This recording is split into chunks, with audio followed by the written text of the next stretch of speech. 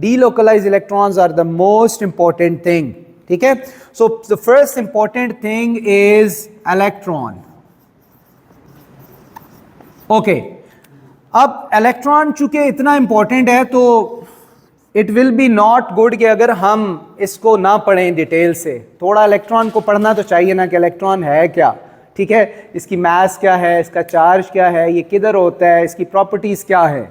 तो इलेक्ट्रॉन जो है, अगर हम इसकी सिंबल की बात करें बेटा तो ये E होता है, और अगर इसकी पूरी सिंबल लिखें हम तो वो E0-1 होता है. Everyone knows that. अच्छा, अब अगर हम इलेक्ट्रॉन की मास के बारे में देखें तो ये मास आपको गिवन होती है डाटा बुकलेट में 9.11 × 10⁻31 किलोग्राम. ये इलेक्ट्रॉन की मास है जो बहुत ही लाइट मास है, और ये तकरीबन बनती है 1/1840 U. इसका क्या मतलब है? U होता है मास ऑफ 1 प्रोटॉन और न्यूट्रॉन. तो मतलब ये 1/1820 टाइम है, 1820 times less massive than proton and electron. और ये proton and neutron, it's very lighter particle. अच्छा, उसके बाद if we talk about its charge, so its charge is called elementary charge. Elementary charge. और बेटा मजे की बात है, उसको भी ई से ही लिखते हैं.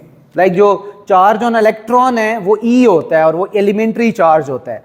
एलिमेंट्री चार्ज क्या होता है? दिस इज द फंडामेंटल और बेसिक चार्ज और the smallest charge value that is available in nature, that can exist in nature. जो स्मॉलेस्ट चार्ज एग्जिस्ट कर सकता है नेचर में वो ये चार्ज है जो इलेक्ट्रॉन के ऊपर है, तो उसको हम एलिमेंट्री चार्ज जो है वो कहते हैं. So if we want to define this elementary charge,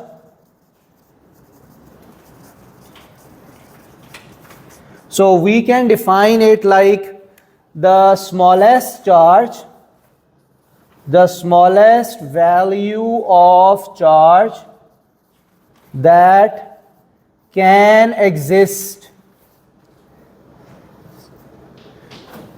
independently in nature. Independently is very important because बेटा there are charges smaller than this, इससे भी smaller charges हैं, but वो क्वार्क पार्टिकल्स के ऊपर है. और क्वार्क पार्टिकल जो है वो अलग नहीं रह सकता, वो पेयर्स में रहता है हमेशा. तो जो इंडिपेंडेंटली एक पार्टिकल के ऊपर सबसे स्मॉल चार्ज एग्जिस्ट कर सकता है ना, that is called elementary charge. और इसकी जो वैल्यू होती है एलिमेंट्री चार्ज की वैल्यू वो क्या होती है? 1.6 × 10⁻⁻19 coulomb. This is again given in the data booklet. Electricity की डेफिनेशन नहीं पता, ज़रूरी नहीं है, वो जस्ट ब्रांच ऑफ फिजिक्स है, क्योंकि हम स्टार्ट कर रहे थे तो इसलिए मैंने वहाँ से बेसिक बताया. But they will not ask you these things in the paper. जो मैं लिख रहा हूँ वो चीज़ें ज़्यादा इंपॉर्टेंट हैं. Okay, next is quantization of charge.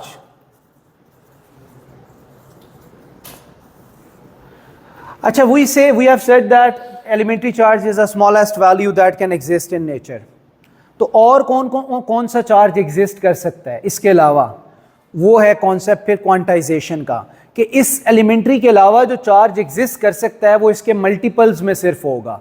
जिस तरह अगर मैं कहूँ कि चार्ज इज E, 1E, तो और कौन सा चार्ज हो सकता है? 2E, 3E, 4E, 5E. मतलब ये कि ये चार्ज इलेक्ट्रॉन पे होता है ना, तो एक मेटल में कितने इलेक्ट्रॉन हो सकते हैं? लेट्स से 10 या 11 या 12 या 13 या 14, ऐसे ही है ना. क्या किसी एटम के अंदर 1.5 इलेक्ट्रॉन हो सकते हैं? 1.25, 1.75, 1.9 नहीं हो सकते ना. तो अगर एक इलेक्ट्रॉन के ऊपर चार्ज E है तो 2 पे 2E होगा, 3 पे 3E होगा, ऐसे ही है, 4 पे 4E होगा, 5E होगा. This concept is called quantisation of charge.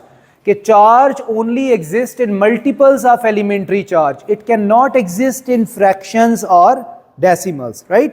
So quantisation of charge means that charge can exist in multiples of elementary charge.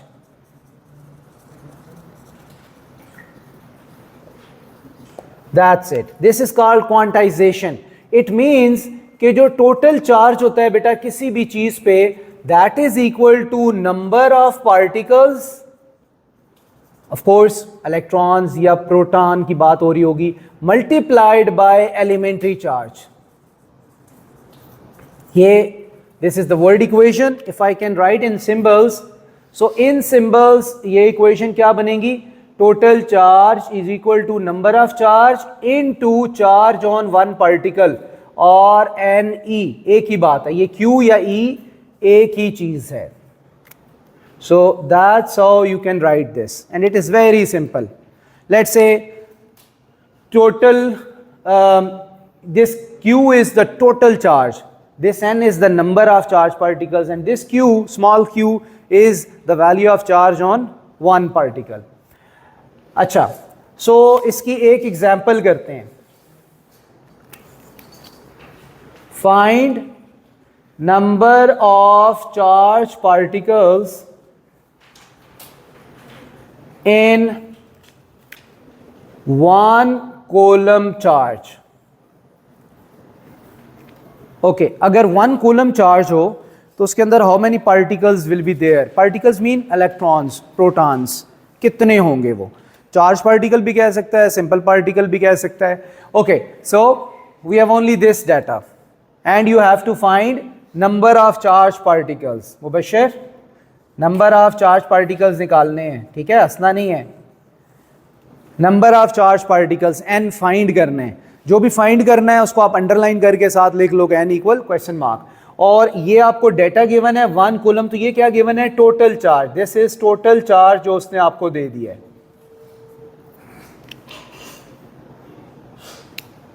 ठीक है, तो अब सॉल्व करो इसे जरा. देखो, you have to use this equation.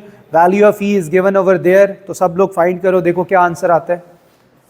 Number of particles नीचे क्या लिखा है? एन, ये वाला, दिस वन, ग्रीन मार्क ये ऊपर ग्रीन मार्क है. Number of particles, number of charge, ये ग्रीन मार्क. ये okay, number of particles electron या proton multiplied by elementary charge. Okay, solve करो बेटा जल्दी से.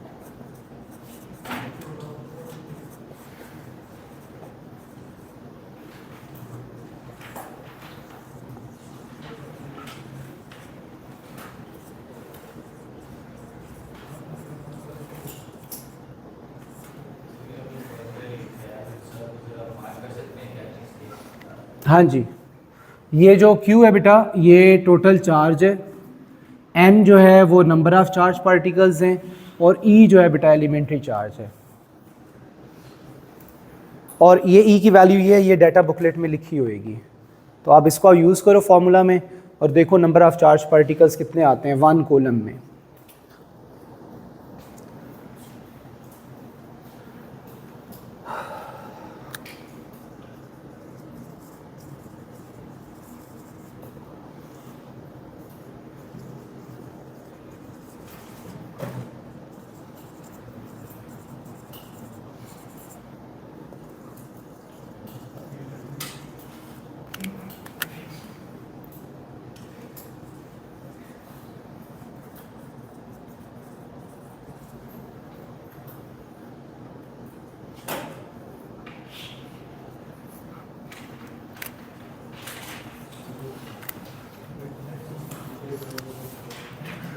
अब देखो ना, पहले यूनिट में हमें पता लग गया ना, मुझे भी पता लग गया, इसलिए मैं आपको अब बिल्कुल बेसिक चीज़ें पहले बताऊंगा सारी, ठीक है, आप पे नहीं छोड़ूंगा.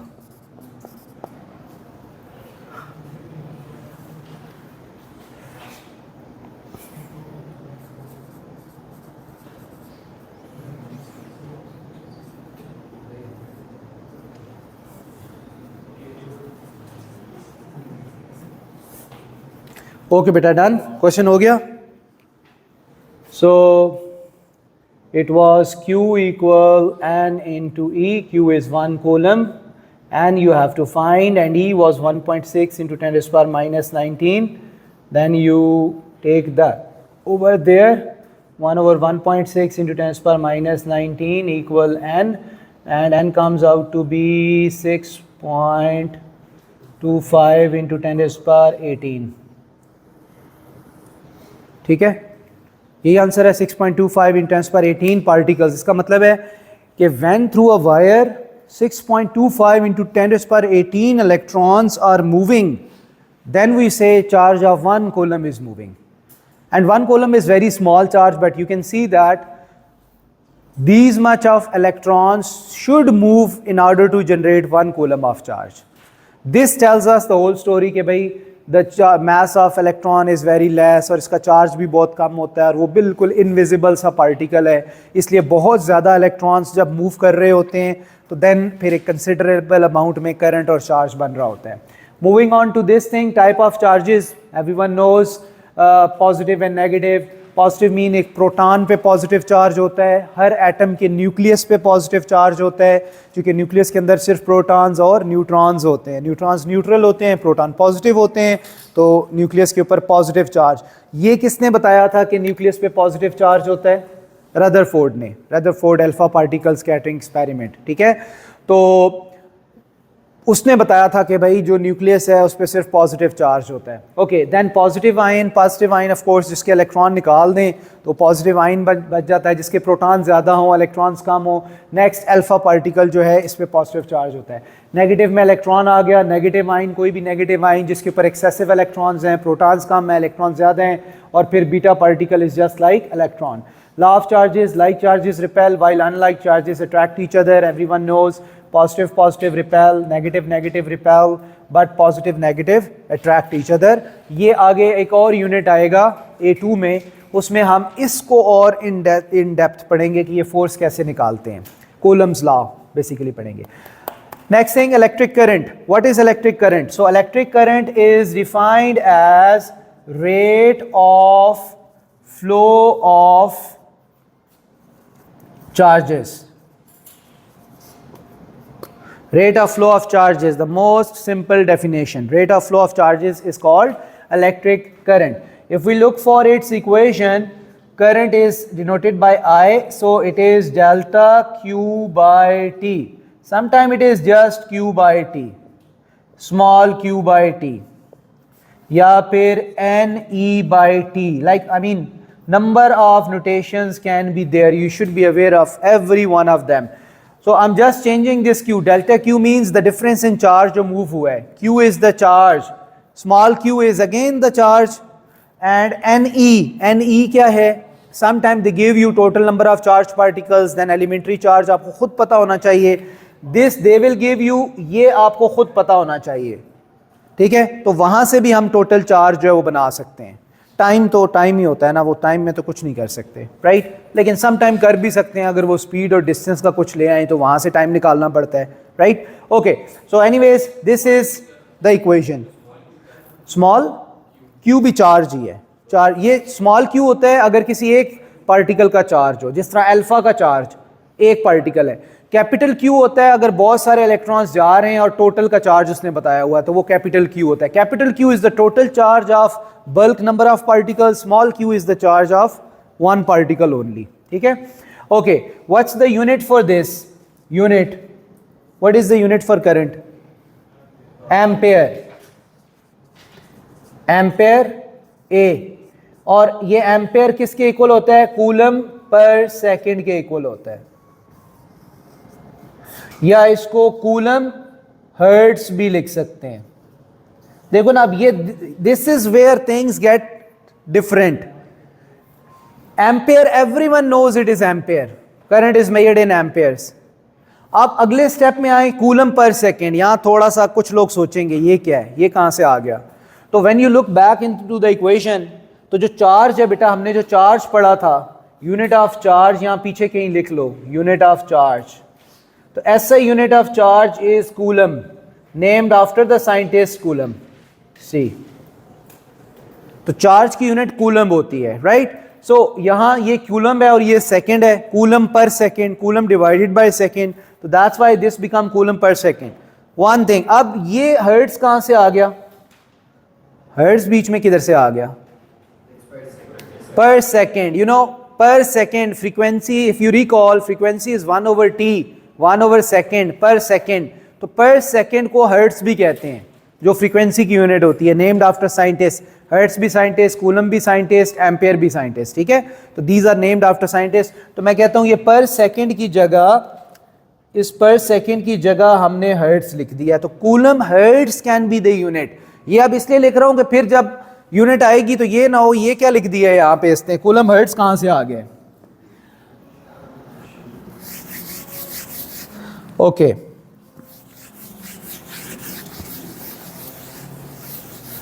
सो मूविंग फॉरवर्ड करंट की basic definition, formula and unit. Now what we have to do is we have to define ampere. अच्छा बेटा, एम्पेयर को डिफाइन करना है, जब भी किसी यूनिट को डिफाइन करना हो what you do is I is Q by T, formula लिखो, फार्मूला में उनकी यूनिट्स लिखो, this is ampere, charge is coulomb and time is second.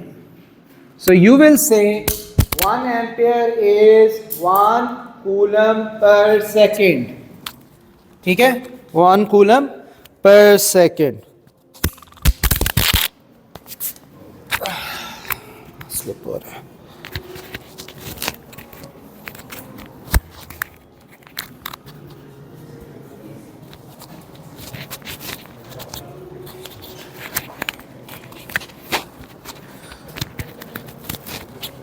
Okay, so now you have to define it. So let's use the words to define this. अब एक most simple definition क्या हो सकती है? 1 ampere is 1 coulomb per second. 1 ampere equals 1 coulomb per second. तो ये भी आप लिख सकते हैं 1 coulomb per second equals to 1 ampere। बेटा अगर 1 मार्क डेफिनेशन है ना फिर तो आप ये लिख दो, लेकिन अगर 2 मार्क है फिर ये नहीं लिखनी, फिर थोड़ा बताना है कूलम क्या है, वो चार्ज है, ठीक है, और पर सेकंड क्या है, टाइम की यूनिट है। तो आपको थोड़ा सा बीच में चार्ज और टाइम और करंट का वर्ड लेकर आना पड़ेगा, ठीक है। तो आप इसको लिखोगे, सेकंड डेफिनेशन ये लिखोगे कि when a charge of 1 coulomb flows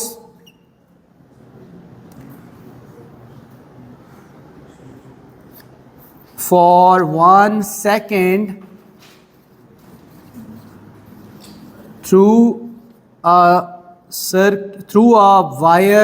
conductor, conductor is the word, through a conductor, then current will be 1 ampere। wording can be different, लेकिन आपने बस ये बीच में ये करना है कि चार्ज का वर्ड ऐड कर दिया, फिर आपने चलो टाइम की जगह हमने सेकेंड ही लिखा, दैट वाज क्वाइट सिंपल, और साथ हमने करंट का वर्ड यूज़ कर लिया। ऊपर आप देखो यहाँ मैंने कुछ ऐसा यूज़ नहीं किया, ठीक है, सिंपल लिखा है 1 coulomb per second, 1 coulomb per second is equal to 1 ampere 1 mark. और अगर 2 मार्क्स हैं तो फिर आपको ये डेफिनेशन लिखनी है, ठीक है।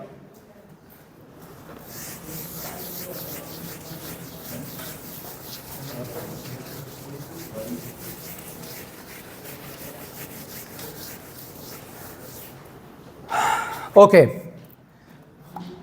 how many types of current are there?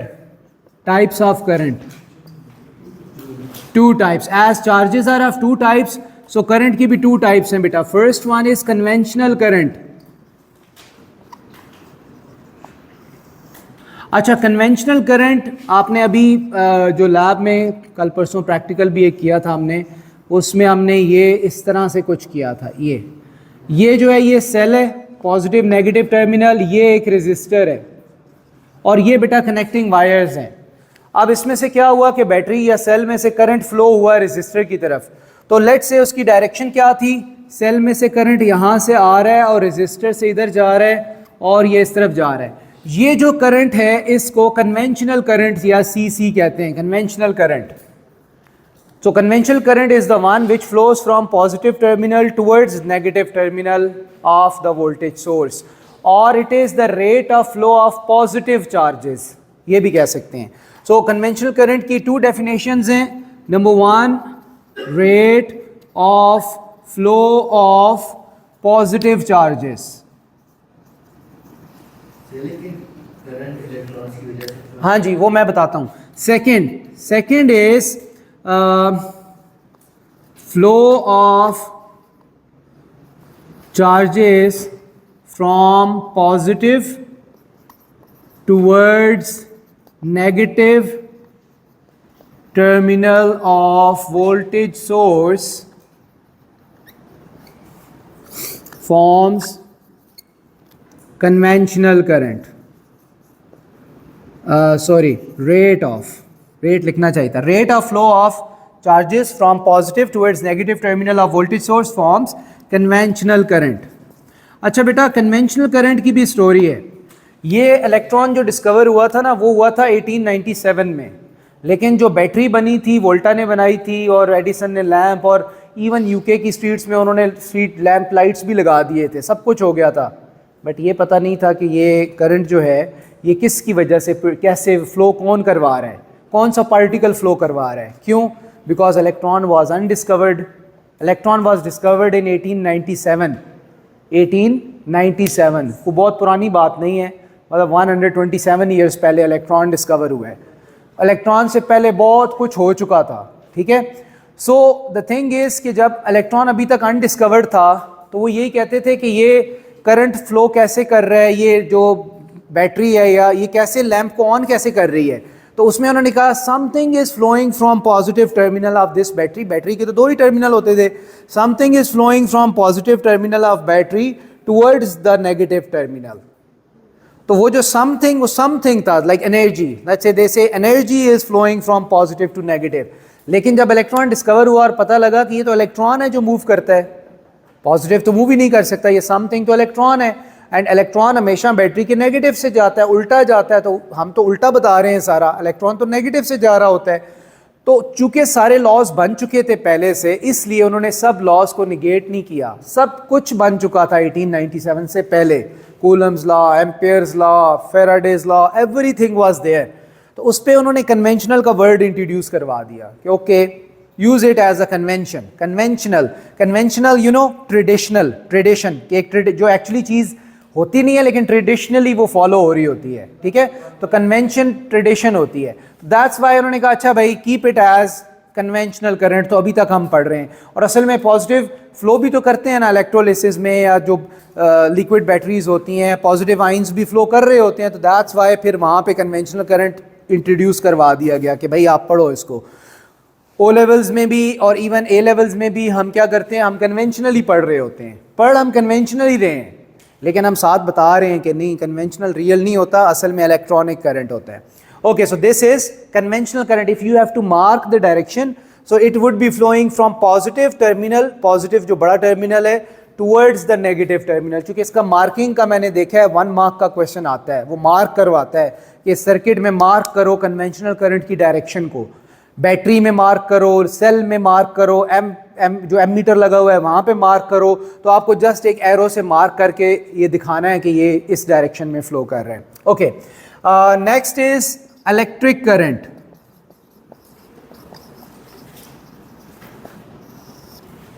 Okay, what is electric current? Electric current is the same thing, but it is the rate of flow of negative charges, and this flows from negative terminal towards positive. So I will recommend all of you to write yourself about electric current.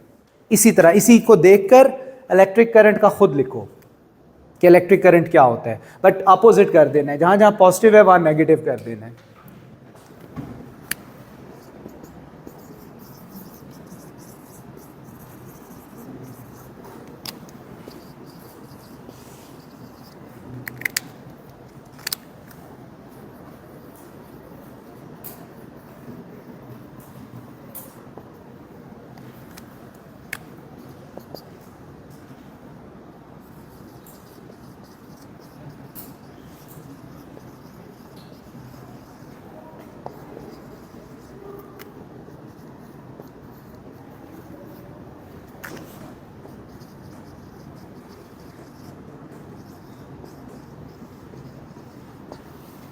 Okay, तो ये हो गया।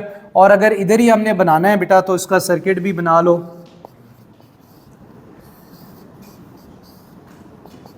तो इसमें ये negative से आएगा और यहाँ से पॉजिटिव की तरफ जाएगा। So this would be electric current. How to measure current? Current को मेजर कैसे किया था आपने? क्या यूज़ करते हैं? क्यों भाई? एमीटर। अच्छा, एमीटर ऐसे, ये ए होता है, ये इसकी सिंबल, एक टर्मिनल पॉजिटिव होता है, एक नेगेटिव होता है। या बेटा एक और होता है सेंसिटिव एमीटर। सेंसिटिव एमीटर, उसको आजकल मिली एमीटर भी कहते हैं, मिली एमीटर। और मिली एमीटर क्या होता है? स्मॉल एम कैपिटल ए लिखते हैं और यूं, इसका एक टर्मिनल पॉजिटिव होता है, एक नेगेटिव होता है। और एमीटर को लगाते कहाँ पे हैं? आपने जो प्रैक्टिकल किया था उसमें किधर लगाया था? सीरीज में, सीरीज में, राइट। सो लेट्स से अगर यहाँ पे हमने एमीटर लगाना है तो हम यहाँ पर एमीटर लगाएंगे और बेटा जो एमीटर का पॉजिटिव होता है उसको बैटरी के पॉजिटिव के साथ कनेक्ट करते हैं और जो नेगेटिव होता है वो दूसरी तरफ से नेगेटिव के साथ कनेक्टेड होता है। और एमीटर हम कहीं भी सर्किट में लगा सकते हैं। अगर ये एमीटर है तो देखो ये इसका पॉजिटिव है तो पॉजिटिव यहाँ लगाया और नेगेटिव यहाँ पे लगाएंगे हम। ये ज़रूरी है, तब आपको पॉजिटिव रीडिंग आएगी। If you are getting negative reading from ammeter it means you have swiped the terminals, terminal आपने उल्टे लगाए हुए हैं, तब वो आपको नेगेटिव रीडिंग जो है वो दे रहे हैं। ओके बेटा, दैट्स इनफ फॉर टुडे।